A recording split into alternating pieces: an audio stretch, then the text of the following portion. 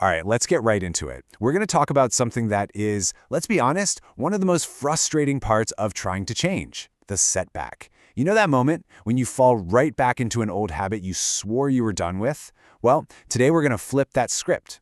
We're going to look at relapse not as failure, but as feedback. Super valuable feedback, actually. Yeah, I'm sure this one hits home for a lot of you. That thought, ugh, I thought I was past this. It's just a total gut punch, isn't it? After all that work, an old pattern just shows up again. And that mix of disbelief, frustration, and just plain disappointment, it's enough to make you think, why even bother? And that's usually where your brain goes, right? Straight to, well, that's it. All that progress, gone. I'm right back at square one. It feels like you just tumbled all the way back down to the bottom of the mountain. But, and this is a big but, is that really what's happening? Look, all of those feelings are 100% valid. The shame, the frustration, that heavy, heavy feeling of being a failure, believing you're back at the beginning, it's all so real. The problem is that emotional storm can totally blind us to what's actually going on under the surface. So let's push back on that back at zero idea. Let's introduce a new way of looking at this, a model that's way more accurate and honestly way more empowering.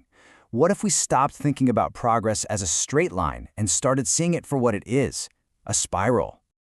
Okay, so this is the myth we all buy into, right? That progress is this perfect, linear, uphill journey. But the reality? It's so much more like a spiral staircase. Think about it. You might circle back and see the same view, the same challenge, but you're not on the same level. You're a floor higher. You've got more experience, more knowledge.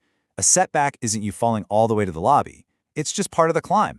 And listen, this isn't just some nice feel-good metaphor. There's actual science behind this, a really solid, well-researched model that basically gives us a map for this messy, nonlinear journey of change.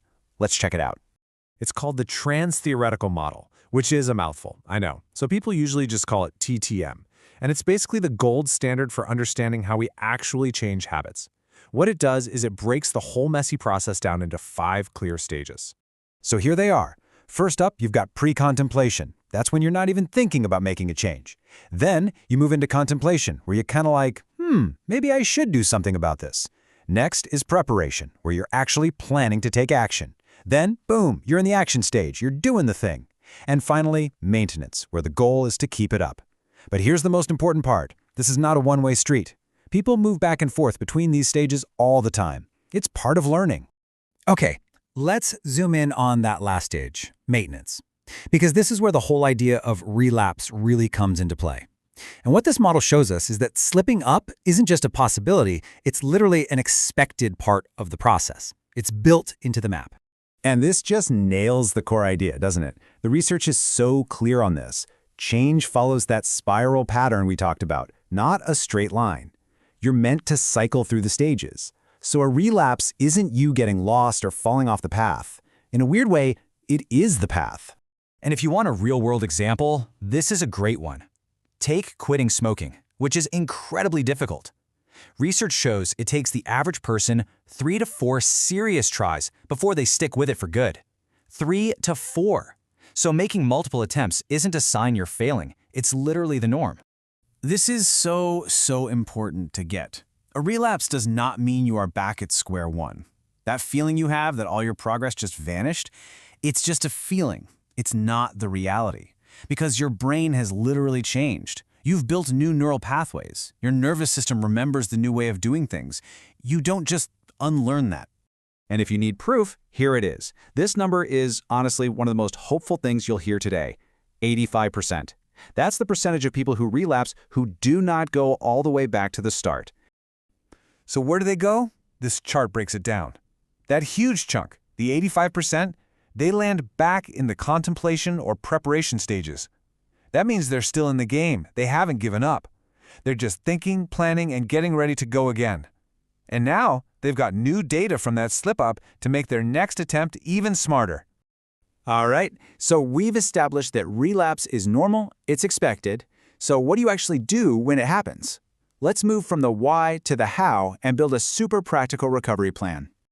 This right here is a total game changer. The goal is not to be perfect and never slip up. That's impossible. The real skill is shortening your recovery time. And get this, beating yourself up, that whole shame spiral, it actually keeps you stuck in the relapse longer. Being kind to yourself, having some self-compassion, that's what gets you back on your feet faster. So here's a super simple 3-step protocol to use right after a slip. No blame allowed. Step 1, just name what happened. No drama, just the facts. I did X. Step 2, get curious like a detective. What was the trigger? Was I tired, hungry, stressed? What was going on?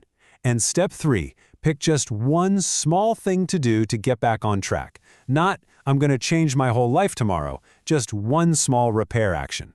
And this is the mental shift that makes that protocol work. It's about changing the question you ask yourself. You stop asking, ugh, what is wrong with me, which is just a dead end of shame. And instead, you ask, what happened to my system?